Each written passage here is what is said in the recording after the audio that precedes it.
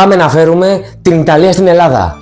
Σε ένα μπολ λοιπόν έχουμε βάλει το αλεύρι μας, κάνουμε μια τρύπα και βάζουμε την ζάχαρη, τη μαγιά, ανακατεύουμε.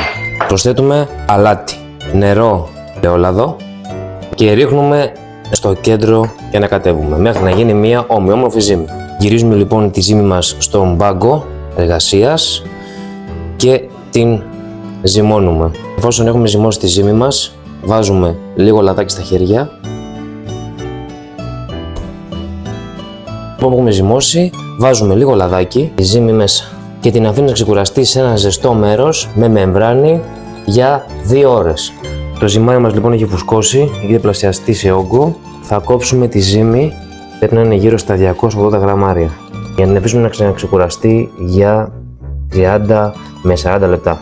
Εδώ έχει φουσκώσει η ζύμη μας, ξεκινάμε να την ανοίγουμε. Παίρνουμε τώρα λίγη σάλτσα ντομάτας, την οποία έχω κατεβάσει και δεν έχει πάρα πολλά υγρά. Βάζουμε λίγη νηστίσιμη παρμεζάνα, φυτικό τυρί μίξ, ελαιόλαδο στις άκρες, τις αντιστάσεις στους 220 βαθμούς. Μην ανησυχείς, υλικά και εκτέλεση είναι κάτω στην περιγραφή. Γράψτε μου στα σχόλια, ποια είναι η αγαπημένη σου πίτσα?